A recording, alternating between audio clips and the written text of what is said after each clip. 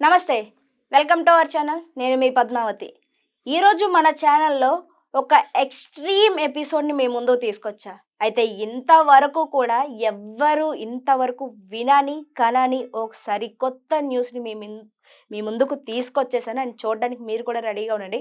అయితే ఈరోజు మన స్టోరీలో ముగ్గురు మొనగాలు అనే కాన్సెప్ట్ నేను మీకు చెప్పబోతున్నా. మీరు కూడా చూసి ఆస్వాదించి తప్పెవరిది ఒప్పెవరిది అని చెప్పే ఆప్షన్ మీకే వదిలేసా. కింద కామెంట్ బాక్స్ రెడీగా ఉంది మీకోసం. మీ కామెంట్స్ కోసం కామెంట్ బాక్స్ ఓపెన్ చేసే ఉంటుంది. సో మీ అభిప్రాయం ఏంటో ఖచ్చితంగా దాంట్లో షేర్ చేసుకోండి. అయితే ఆ ముగ్గురు మొనగాళ్ళు ఏంటి ఆ కథ అనేది ఇప్పుడు మనం ఇంకా స్టోరీలోకి వెళ్ళిపోదాం. అయితే ఈరోజు మనతోని దీని గురించి మాట్లాడడానికి ప్రముఖ ఆధ్యాత్మికవేత్త మరియు జ్యోతిష్య పండితులు డాక్టర్ ముల్లపూడి సత్యనారాయణ గారు ఉన్నారు. ఆయనతో మాట్లాడి ఆ ముగ్గురు మొనగాళ్ళ స్టోరీ ఏంటి, అసలు దాన్ని చెప్పడానికి గల కారణం ఏంటి అనే దాని పూర్తి వివరంతో తెలుసుకుందాం. మీరు కూడా చూసేసేయండి. నమస్కారం గురుగారు. గురుగారు, చాలా కాలం తర్వాత మళ్ళీ మనం కలిసాము. అయితే ఈ రోజు మనం మాట్లాడుకోబోయే టాపిక్ వచ్చేసి అనే ఛానల్ గురించి మీకు ఐడియా ఉంటుంది. దాని గురించి మేము ప్రత్యేకంగా చెప్పక్కర్లేదు. అందులోని గారంటే ఎవ్వరికి తెలియని వారు లేరు. ఆమె వీడియోస్ ని చాలా మంది ఫాలో అవుతూ ఉంటారు. అసలు ఆమెపై మీ అభిప్రాయం ఏంటి? ఆమె అమాయకురాలు, తర్వాత చక్కగా దేన్నైనా సరే ప్రశ్నించేటటువంటి ధైర్యం ఉన్నటువంటి వ్యక్తి. అలాగే కొంతమంది పాపం ఈ మధ్యకాలంలో ఇన్స్టిగేట్ చేయడం వల్ల, ఆమెను రెచ్చగొట్టడం వల్ల, స్త్రీ అవడం వల్ల దూరాలోచన లేకుండా, ఫోర్ సైట్ అంటే ముందేంటి అన్నది లేకుండా మామూలుగా కొన్నిసార్లు మాట్లాడిన మనసు మంచిది. సంఘ సంస్కరణ చేయాలని, సొసైటీని రిఫార్మ్ చేయాలని, సొసైటీని రెనోవేట్ చేయాలని, తర్వాత అందరితో కలిసి ఆమె ఈ ఆధ్యాత్మిక ప్రపంచంలో ఆర్ష సంస్కృతి పునర్వైభవాన్ని, ఆ తర్వాత సనాతన ధర్మ పునర్వైభవాన్ని తీసుకురావాలని చెప్పి ఇప్పుడున్నటువంటి ప్రముఖమైనటువంటి ఆధ్యాత్మికవేత్తలందరితోనూ కూడా ఏకత్రాటి మీద వెళ్ళేవారు. అయితే కొంతమంది చెడ పురుగుల వల్ల ఆమె మరి ఆమె అనాలోచితంగా కొన్ని వ్యాఖ్యలు చేశారు అనేటటువంటి వదంతులు మీ ద్వారా, మీడియా ద్వారా, ఇతర మిత్రుల ద్వారా మనం వినడం జరిగింది. అయితే ఆమె అలా ఎప్పటికీ కూడా పర్సనల్గా చెయ్యదు అని నాకు నమ్మకం.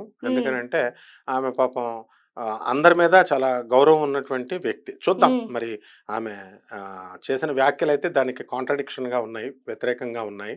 మీరు చూపించిన వీడియోలు, మీరు చెప్పినటువంటి ఇవి చూద్దాం మనం. మరి అంతలాగా అందరితోని ఇంత మంచిగా నడుచుకునే ఆమె ముగ్గురు మొనగాళ్ళు అంటూ పాయింట్అవుట్ చేసి మాట్లాడింది. ఎందుకని మాట్లాడింది అంటారు? అయితే గారు ఏం మాట్లాడినా కూడా చాలా క్లారిటీగా దానికంటూ అన్నీ కరెక్ట్గా ఉన్నాయంటేనే నేను మాట్లాడతాను అని ఆమె చాలా వీడియోస్లో కూడా చెప్పింది. మరి అంత పర్ఫెక్ట్గా ప్రూఫ్స్ ఉంటేనే మాత్రమే మాట్లాడే ఆమె ఒక వర్డ్ అంది. అయితే ముగ్గురు మొనగాళ్ళ కథను నేను చెప్తాను. అయితే అందులో మొదటి మొనగాడు గరికిపాటి, రెండవ మొనగాడు వడ్డపత్తి పద్మాకర్ రావు గారు, మూడవ మొనగాడు నండూరి శ్రీనివాసరావు గారు అంటూ ఆయనవి ఇమేజ్లు కూడా వేస్తూ మనకి పేర్లు అయితే వీడియోలో చెప్పబడలేదు ఎక్కడా కూడా. బట్ వాళ్ళ వీడియోస్ వేసి వాళ్ళ లైఫ్ స్టోరీస్ గురించి మాట్లాడింది ఈమె. అయితే ముగ్గురు మొనగాళ్ళు అని ఎందుకు అన్నది అంటారు? అంతలా నొక్కి ఆమె అన్నది కారణం ఏమై ఉంటుంది అంటారు? వీళ్ళంతా ఫ్రెండ్సే. అయితే ఎందుకంటే ఆధ్యాత్మికతను ఒక త్రాటి మీద తీసుకెళ్లేటప్పుడు ఒక తెలుగు స్పిరిచువల్ ఫీల్డ్ అంతా కూడా ఒకటే. వీళ్ళకి ఏంటంటే నమ్మకము అనేటటువంటిది భక్తులు గురువుల పైన ఏర్పాటు చేసుకుంటారు. ఆమె కూడా ఒక గురువే, వాళ్ళందరికీ చాలా విధేయురాలైనటువంటి గురువే.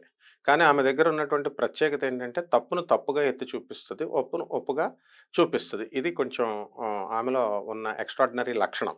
అలాగని ఎవరిని కూడా మరి నాకు తెలిసి చెడుగా చెప్పదు, చెడుగా అనదు. ఒకవేళ అన్నది, ఒకవేళ ఏమైనా చూపించింది అంటే ఇతర చీడ పురుగుల వల్ల, ఆమెని ఫ్రెండ్స్ చుట్టూ చేరి చీడ పురుగుల వల్ల అలా అనాలేమో తప్ప ఆమె వ్యక్తిగతంగా కొంచెం మంచి లక్షణాలు ఉన్నటువంటి మహిళామూర్తి. అంటే ఆమె వ్యక్తిగతంగా అనదు అని అంటున్నారు. చీడ అలవాట్ల వల్ల, చీడ స్నేహం వల్ల అనవచ్చు అని అంటున్నారు. ఇప్పుడు మనమైతే ఎటువంటి ప్రూఫ్స్ లేకన్నా ఎవరిని మనం నిందించడానికి మనకి అవకాశమే లేదు. అవును. ఒక మీడియా రంగంలోకి మనం హ్మ్. ఒకటి ఏదైనా పెట్టాము హ్మ్. అంటే. అయితే హ్మ్. ఇప్పుడు ఆమె అలా అన్నది అని అనడానికి మనకి విత్ ప్రూఫ్స్‌తో ఉన్నాయి. హ్మ్. అయితే మీరు గరికపాటి గారి దగ్గర కావచ్చు, వర్ధిపతి పద్మాకర్ రావు గారి దగ్గర కావచ్చు, ఆఖరికి నండూరి శ్రీనివాసరావు గారి దగ్గర కావచ్చు. హ్మ్. మీరు గురుతుల్యం చేశారు. వాళ్ళు హ్మ్. మీకు గురువులు. హ్మ్. వాళ్ళ హ్మ్. దగ్గర మీరు అవును. శిష్యరికం హ్మ్. చేశారు ఎంతో హ్మ్. కొంత. అయితే మీరు గరికపాటి గారితో మీకున్న హ్మ్. అనుబంధం కానీ, ఆ పరిచయం గానీ, హ్మ్. మీరు ఎంతో కాలం నుంచి మేము అవును. ఆయన దగ్గర శిష్యరికం చేశాము అని హ్మ్. చెప్పుకుంటూ హ్మ్. వచ్చారు. అయితే ఈమెమంటుందంటే, హ్మ్. వాళ్ళ అన్న భార్యని హ్మ్. లేపుకు వెళ్ళిపోయి ఈయన పెళ్లి చేసుకున్నాడు. హ్మ్.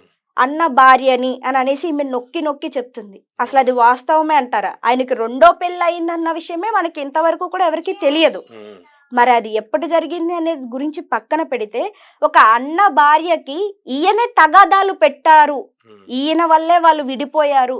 ఈయన లేపుకెళ్ళిపోయి పెళ్లి చేసుకున్నారు. ఎప్పుడైతే అలా చేసుకున్నారో, హ్మ్. కుటుంబం కూడా వెలివేసింది వీళ్ళని అని చెప్తుంది. అది వాస్తవమే అంటారా? అసలు మీరాయన్ని ఎంతో దగ్గరగా హ్మ్. చూసారు. ఆ! ఆయనతో పరిచయం ఉంది. అనుబంధం కూడా హ్మ్. ఉంది మీకు. ఆ! అసలు మీ అభిప్రాయం ఏంటి ఆ ఓట్స్ మీద? అవన్నీ అవాస్తవం. హ్మ్. గురువుగారు నాకు 40 సంవత్సరాల నుంచి మేము స్టూడెంట్ ఏజ్ అప్పటి నుంచి మా గురువులతో ఆయన హ్మ్. తిరిగేవారు. గురుదేవులైనటువంటి శృంగేరి భారతీ తీర్థ స్వాముల వారు మామిడాన్న శేషగిరిరావు గారి ఆధ్వర్యంలో గురువుగారు భారతీ తీర్థ స్వాముల వారు శృంగేరి మఠం ఉంది రాజమండ్రిలో. హ్మ్. సో, దానికి ఇన్‌చార్జ్‌లు మామిడాన్న శేషగిరిరావు గారు దంపతులు. అప్పుడు భారతీ తీర్థ స్వాముల వారు విజయయాత్ర, జయయాత్రకొచ్చినప్పుడు గరికపాటి నరసింహారావు గారు, ఆయన ఫ్రెండ్ తెలుగు యూనివర్సిటీ బేతవాలు రామబ్రహ్మం గారు, ఇంకొక లెక్చరర్ దోర్బల ప్రభాకర్ శర్మ గారు, అలాగే విశ్వనాథ శాస్త్రి గారు, గోపావర్చల విశ్వనాథ శాస్త్రి గారు ఇప్పుడు రాజమండ్రిలో ఉన్నారు. అలాగే పోతుకూచు సుబ్రహ్మణ్యం గారు ఇలా మహా పండితులు ఉండేవారు. మా గురువుగారు పురాణపండి రాధాకృష్ణమూర్తి గారితో మేమంతా వెళ్ళేవాళ్ళం. గురువుగారు గరికపాటి నరసింహారావు గారు చక్కటి ఉపన్యాసాలతో చక్కగా చెప్పేవారు. వాళ్ళ వీళ్ళంతా కూడా క్లోజ్ ఫ్రెండ్స్ కాబట్టి నేను శిష్యుడిగా పురాణపండి రాధాకృష్ణమూర్తి గారి దగ్గర వీళ్ళందరి దగ్గర నేను ఉన్నాను కాబట్టి క్లోజ్‌గా నాకు తెలుసు. హ్మ్. అలాంటివేమీ లేవు.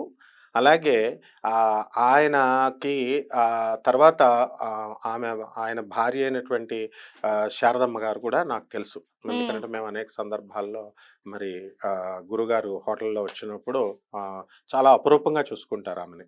హ్మ్. కాబట్టి ఇవన్నీ కూడా ఆయనకు అవసరం లేదు ఇవన్నీ. ఎందుకనంటే ఆయన లెక్చరర్‌గా ఒక వీడియో చూసాం మనం ఈ మధ్య కాలంలో వైరల్ అవుతున్నవి. ఆయనకి లెక్చరర్‌గా ఎక్కడ ఉద్యోగం ఇవ్వలేదు అని చెప్పాడు. హ్మ్. తెలుగు మాస్టర్ పోస్ట్ దొరకదా? శ్రీ చైతన్యలో ప్రిన్సిపాల్‌గా చేశారండి. శ్రీ చైతన్య డైరెక్టర్ వాళ్ళ ఝాన్సీ లక్ష్మీబాయి గారు, తర్వాత సిబిఎన్ రావు గారు మొన్న చనిపోయినటువంటి ఆయన. వాళ్ళంతా కూడా నాకు మా రూట్స్ నుంచి మేము వెళ్ళినవాళ్ళం. మేమంతా వాళ్ళ దగ్గర శిష్యరికం చేసి స్టూడెంట్స్‌గా ఉన్నప్పుడు క్లాసులు చెప్పినవాళ్ళం. అంటే తెలుగు మాస్టర్ పోస్ట్ ఎందుకు రాదు? అసలు సబ్జెక్టే లేనటువంటి వాళ్ళకే తెలుగు మాస్టర్ పోస్ట్ వస్తుంది. అలాంటిది ఆయన ద్విసహస్రావధాని అద్భుతమైనటువంటి ప్రతిభా పాటవాలున్నాయి. ఆయనకెందుకు రాదు? అంటే ఇది అబద్ధము. తెలుగు హ్మ్. లెక్చరర్ పోస్ట్ రాకపోవడము అబద్ధము. తర్వాత శ్రీ చైతన్య కాలేజ్ తీసేసింది, తోలేసింది అని ఏదేదో చెప్తున్నారు. అది శ్రీ చైతన్య కాలేజ్ తోసేయడాలు, మెడపెట్టి గెంటేయడాలు ఇలాంటివి ఏమి ఉండవు. ఎందుకంటే అడ్మినిస్ట్రేషన్ అంతా నాకు తెలుసు. కాబట్టి అది కూడా అబద్ధం. హ్మ్. ఇకపోతే మూడవదొచ్చేసరికి గురువుగారు రూ. 100,00,00,000 సంపాదించారు 3,000 జీతం నుంచి అంటున్నారు. 100,00,00,000 ఎక్కడైనా వస్తదా? ఆయన హ్మ్. వాళ్ళ ఫాదర్ కూడా ఆస్తిపరులు వాళ్ళు కొద్దిగా ఏదో 4 ఎకరాలో, 5 ఎకరాల పొలం ఉందని ఆయన అనేకమైన ఇంటర్వ్యూస్‌లో చెప్పారు. మాకు వ్యక్తిగతంగా తెలిసింది పక్కన పడేయి. ఆయన ఇంటర్వ్యూస్ నుంచి చెప్పింది. ఆయనేమి లే మ్యాన్ ఆన్ ద రోడ్ కాదు మొదటి నుంచి గూడా. మంచి స్థాయి ఉంది. ఆ తర్వాత ఆయన వివిధ హోదాల్లో అధ్యాపకుడిగా చేస్తూ చక్కగా మనకి ఈ యొక్క కాకినాడలో కూడా గరికపాటి కాలేజెస్ అని ఇలా చాలా కాలేజెస్ రన్ చేసి లాస్ అయ్యారని ఆయనే చెప్పారు. ఆయన స్టూడెంట్స్ కూడా మాకు కలుస్తూ ఉంటారు. చెప్తారు. గరికపాటి కాలేజెస్ అనే పెట్టారు అని చెప్పేవారు. సో, ఇవన్నీ కూడా ఆయన ఎవరికైనా సరే విద్వాన్ సర్వత్ర పూజ్యతే. విద్వానుడు ఎప్పుడూ పూజింపబడతాడు. ఆయన మరి అసలు అవకాశాలే లేవు. ఆయన నష్టాల్లో కూరుకుపోయాడు. వాళ్ళ ఇంట్లో వాళ్ళు తోలేశారు. ఇదంతా అవాస్తవాలు ఇవన్నీ కూడా అబద్ధాలనమాట. హ్మ్. అలాగే ఈయన పెళ్ళిళ్ళు చేసుకోవడాలు ఆయన ఏదో డైవర్స్ అయ్యినట్టుగా చెప్తున్నారు. డైవర్స్ అయితే మ్యారేజ్ డిసాల్వెన్సీ సర్టిఫికేట్ ఉంటుంది గదా! ఆర్డర్ ఇచ్చిన కోర్టు జడ్జ్ ఇచ్చిన మ్యారేజ్‌ని డిస్మిస్ చేస్తూ ఆర్డర్ ఉంటుంది గదా! అవేం లేవు. ఉమ్, తర్వాత రెండవ విషయం, వాళ్ళ పిల్లలు పుట్టారని అన్నారు. వాళ్ళ పిల్లలు పుడితే మదర్ పేరు, ఫాదర్ పేరు రాస్తారు కదా! ఆయన పీహెచ్‌డీ చేశాడు సెంట్రల్ యూనివర్సిటీలో. అవన్నీ ఉన్నాయా? వీళ్ళకేమన్నా తెలుసా చెప్పినోళ్ళకి? అవన్నీ మాకు తెలుసు. కాబట్టి ఉమ్, అలాంటివన్నీ ఏమి లేవు. కాబట్టి అవన్నీ అవాస్తవాలు. కాకపోతే మరి మేము చిన్నపిల్లలం కాబట్టి మా గురువులు వాళ్ళు మాట్లాడుకునేవారు కాబట్టి మాకు తెలియకుండా ఏమైనా వ్యవహారాలు జరుగుంటే అది నాకు తెలీదు కానీ, నాకు తెలిసినంత వరకు ఆయన క్లీన్ షీట్, చాలా సౌమ్యుడు. కాకపోతే దర్పంగా, హుందాగా ఎప్పుడూ ఉమ్. ఉంటారు ఉపన్యాసాల్లో. చక్కగా మంచిగా పంచె కట్టుకొని మంచి దర్భంగా వెళ్తూ అందరికీ కూడా దర్జాగా నమస్కారం చేస్తూ ప్రతి చిన్నవాళ్ళకి కూడా నమస్కారం చేస్తూ ఉంటారు. నాకు తెలిసిన ప్రత్యేకమైనటువంటి అనుభవం ఏంటంటే, ఇప్పుడు చిన్న చిన్న వాళ్ళు కూడా వీడియోల్లోకి వస్తారు. 1, 2 వీడియోల్లో వచ్చేసి ప్రముఖ ఆధ్యాత్మికవేత్త, లేకపోతే ప్రముఖ బ్రహ్మశ్రీ అది ఇది అని పెట్టేసుకుంటూ ఉంటారు. ఆ తర్వాత మనం పలకరించినా బిల్డప్లు ఇస్తూ ఉంటారు. అవును. కానీ ఆయన అలా కాదు. ఎవ్వరు రోడ్డు మీద ఎటువంటి చిన్న పర్సన్ వెళ్ళినా సరే, గురువుగారు నమస్కారం అండి అంటే ఎంతో ఆప్యాయంగా, ప్రాణప్రదంగా పలకరిస్తారు. అయితే ఆయన దగ్గర ఉన్నదేంటంటే టీచర్ కాబట్టి బేసికల్‌గా హుందాతనం మెయింటైన్ చేస్తారు. డిస్టెన్స్ మెయింటైన్ చేస్తారు. ఎందుకంటే మన బుద్ధులన్నీ కోతి బుద్ధులు గదా! ఇప్పుడు look only at the brighter side of the life of any person అంటాం. ఓన్లీ బ్రైటర్ సైడ్ మాత్రమే చూడండి. మనకు డార్క్ సైడ్ అనవసరము అని మనకు తెలుసు. మరి మనం చూస్తున్నామా? కాబట్టి గురువు దగ్గర మనం నేర్చుకోవాల్సిందేంటి? విద్య నేర్చుకోవాలా, ఆ తర్వాత సంస్కారం నేర్చుకోవాలా, ఆత్మవిశ్వాసాన్ని నేర్చుకోవాలా. అంతేగాని బ్రైటర్ సైడే చూడాలి. ప్లస్ ఇంకోటేంటంటే అన్నిట్లకంటే దారుణమైనదేంటంటే, ఆ యొక్క వీడియోలో ఆత్మహత్య చేసుకోవడానికి ఒకానొక దశలో ప్రయత్నించారు. అవును. ఆయన కామేశ్వర్ గారు ఆయన మొదటి భార్య వచ్చి రక్షించారు అంటున్నారు. అది కూడా అవాస్తవం. కారణం ఏంటంటే, ఆయనకి ఆత్మహత్య చేసుకోవాల్సినటువంటి అవసరం లేదు. ప్లస్ రెండవది మామూలు ఆత్మవిశ్వాసం కాదాయనది. మామూలు చిన్నగా ఒక టీచర్‌గా స్టార్ట్ అయినటువంటి ఆయన ఆధ్యాత్మిక రంగంలో సామ్రాట్‌గా, చక్రవర్తిగా ఎదిగిపోయారు. ఇప్పుడు ఈ రోజున ఆయన గురించి ఒక వీడియో వస్తుంటే కొన్ని లక్షల్లో, వేలల్లో, ఖండాంతరాలలో చూస్తున్నారు కానీ, ఒక్కళ్ళు కూడా బ్యాడ్ కామెంట్ పెట్టట్లేదు. వీళ్ళు ఎంత అసూయతో, ఎంత ద్వేషంతో పెట్టినా. కారణం ఆయన ప్రజారంజకంగా, ఆయన ప్రజల హృదయాల్ని దోచుకున్నటువంటి శ్రీనాథ కవి సార్వభౌముడు, ఒక పోతనామాత్యుడు. అలాగే ఆయన ఏది చెప్పినా సరే హేతుబద్ధంగా ఉంటుంది. ఉమ్, రేషనలిజం ఎక్కువగా ఉంటుంది. అండ్ లాజికల్ కన్సిస్టెన్సీ ఉంటుంది. తార్కికంగా ఉంటుంది. అండ్ సైంటిఫిక్ అప్రోచ్ ఉంటుంది. సైంటిఫిక్‌గా చెప్తారు. అండ్ మోడర్న్‌గా చెప్తారు గురువుగారు. అండ్ యూత్‌ని, మధ్య వయస్కుల్ని, ఆ తర్వాత వృద్ధుల్ని అందరినీ కూడా ఏకత్రాటి మీద తీసుకొచ్చి వ్యంగ్యంగా, హాస్యంగా, డాక్టర్ నందమూరి తారక రామారావు అభిమాని కాబట్టి ఆయన సేమ్ ఆయనకిలాగే చక్కగా నవరసాలు ఒలికిస్తూ, నవరసాలు పలికిస్తూ ఆయన చక్కగా అందరికీ కూడా జ్ఞానబోధ చేసేటటువంటి మహాజ్ఞాని, మహాగురువు ఆయన. ఇప్పుడు ఈ కాలంలో అందరూ కూడా మాకు మేమే గురువులం, సద్గురువులం, జ్ఞాన గురువులం, సిద్ధ గురువులం, జగద్గురువులం అని పెట్టుకుంటున్నారు. కానీ ఆయన సాక్షాత్తు జగద్గురువు ఆదిశంకరాచార్యుల వారి శిష్యుడాయన. ఎందుకనంటే నాకు తెలిసింది నేను చెప్తున్నాను. నేను స్వయంగా చూశాను కాబట్టి. ఆయన శంకర విజయం, అలాగే జగద్గురు ఆదిశంకరాచార్యులు చెప్పినటువంటి సౌందర్యలహరి, శివానంద లహరి వీటిలతోనే ఆయనకు టైం బిజీగా సరిపోతుంది. ఇవన్నీ నాన్‌సెన్స్ అనమాట ఇవన్నీ గూడా. ఆయనకు అసలు అవన్నీ అబద్ధాలు, అబద్ధాలు, అబద్ధాలు. అంటే అవన్నీ ఏవి అబద్ధాలంటారు? ఆయనకి 2 పెళ్ళిళ్ళు అయ్యాయి అనడం అబద్ధం అంటారా? ఖచ్చితంగా అబద్ధం. ఎందుకంటే వాళ్ళ పిల్లలున్నారు.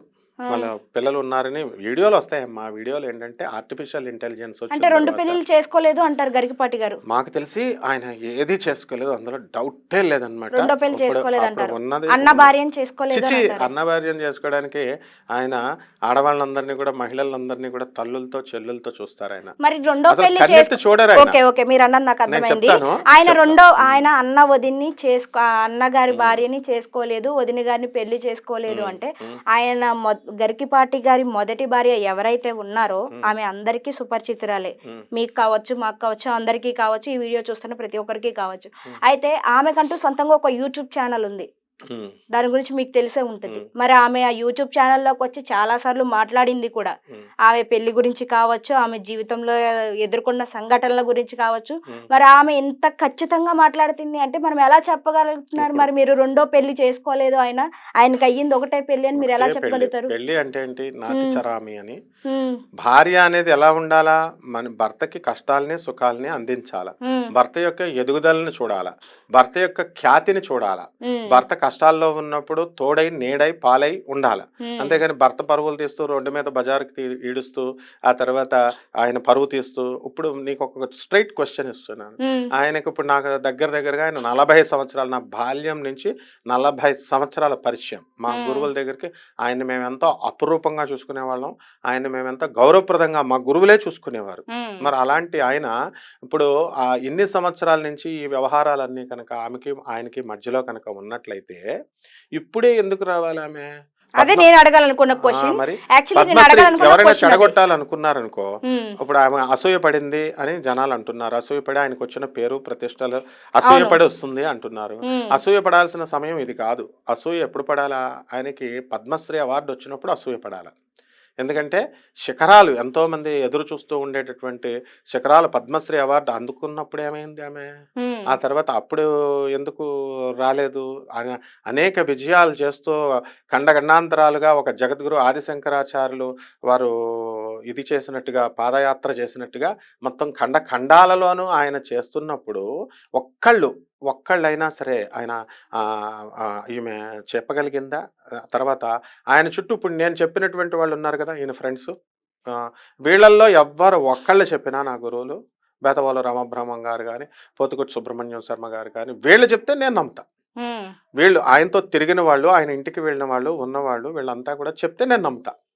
అంతేగాని ఇప్పుడు ఆయనతో రైవలరీ ఉన్నటువంటి ఆయనతో పాటు పనిచేశారు వద్దిపతి పద్మాకర్రావు గారు, తర్వాత ఈ సామ్యవాదం షణ్ముఖ శర్మ గారు, చాగంటి కోటేశ్వరరావు గారు, నండూరు శ్రీనివాసరావు గారు. వీళ్ళకేం తెలుసు? వీళ్ళు మామూలుగా మధ్యలో కలిసినటువంటి వాళ్ళు వీళ్ళంతా. ఉమ్, సో వీళ్ళకేం తెలీదు. ఒక పోటీతత్వం ఉంటుంది, హెల్దీ ఇది ఉంటుంది. వాళ్ళంతా ఫ్రెండ్స్ ఓన్లీ ఒక లిమిటేషన్స్ ఉంటాయి. కానీ లిమిటేషన్స్ లేని స్నేహం చేసినటువంటి వాళ్ళు ఇప్పుడు నేను చెప్పిన వాళ్ళు. ప్రాచీన ఉమ్, కాలం నా చిన్నతనం నుంచి నా కళ్ళతో చూశాను. వీళ్ళల్లో ఎవరు ఒక్కళ్ళు చెప్పినా నేను నమ్ముతా. ఉమ్. తర్వాత మరి ఆమె ఇప్పుడే ఎందుకు రావాలా? ఇప్పుడు ఆవిడ పిల్లలు అని అంటున్నారు. ఆయన అవును. అభంశుభం ఒక తెలియనటువంటి నిమిషం, ఒక గురజాడ, నిమిషం. నేను ఇప్పుడు అడగాలనుకుంటున్నా, నేను ఇప్పుడు అడగాలనుకుంటున్నా. అభంశుభం తెలియనటువంటి గురజాడ వాళ్ళ అబ్బాయి అంటున్నారు కదా, ఆయన ఇప్పుడు డాక్టరేట్ కష్టపడి సాధించుకొని వాళ్ళ నాన్నగారు అడుగుజాడల్లో నడుస్తూ మరి చక్కగా central university, the most prestigious university నుంచి పిహెచ్డీలో గోల్డ్ మెడల్ సాధించి వాళ్ళంతా ప్రెస్ మీట్లు పెట్టి మా గురుగారు అయినటువంటి గరికపాటి నరసింహారావు గారు అద్భుతంగా ఆయన చెప్తున్నారు. మా అబ్బాయికి వచ్చింది, నాకంటే ముందు వచ్చింది, ఇట్లా జోకులతో చెప్తారు. ఆ వీడియోలన్నీ ఉన్నాయి. మరి అప్పుడేమయ్యారమ్మా? అప్పుడు కన్న తల్లి, ఇప్పుడు ఆమె కన్న పిల్లలు మాట్లాడతారు కదా, వాళ్ళమ్మ కాదు అని అంటే పిల్లలకి లేని దురద మనకెందుకు? ఉమ్, నెక్స్ట్ రెండవది తండ్రి, ఇప్పుడు భర్త అయినటువంటి ఆయన పని ఇంత జరుగుతోంది కదా, గురుగారు చూడరా ఇవన్నీ చూస్తూ ఉంటారు కదా, పోన్లే నా పేరుతో ఈ యొక్క యూట్యూబ్ ఛానల్స్ అన్నీ కూడా బ్రతుకుతున్నాయి, రెవెన్యూ వస్తుంది అన్న ఉద్దేశంతో, అంటే మోస్ట్ ప్రెస్టీజియస్ గా ప్రమాణాలను పాటించేటటువంటి యూట్యూబ్ ఛానల్స్ని ఏమనరు. మామూలుగా చిల్లరగా ఆయన గురించి పెట్టేటటువంటి వాళ్ళంతా కూడా వాళ్ళు నవ్వుకుంటాడు ఆయన. ఎందుకనంటే ఆయన చేయలేదు. చేయని తప్పుకి ఎందుకు ఇదవుతారు? కాబట్టి ఎవ్వరూ చేయలేదు. ఇప్పుడు ఉన్నటువంటి వాళ్ళంతా కూడా ఇప్పుడు ఆమె నిందలేసినటువంటి వాళ్ళకి ఏ విధమైనది లేదు. అలాగే ఆమె కూడా క్రిస్టల్ క్లియర్. అది ఆమెకు కూడా తెలియకుండా అలాంటి వీడియోలు వచ్చుండొచ్చు. మరి అవన్నీ కూడా ఆర్టిఫిషియల్ ఇంటెలిజెన్స్‌తో మ్యానిపులేట్ చేసినటువంటివి and articulated and very tampering images అయ్యుంటాయి. అండ్ ఇవేంటంటే ఫ్యాబ్రికేటెడ్ అని మనం చెప్పొచ్చు. ఉమ్. సార్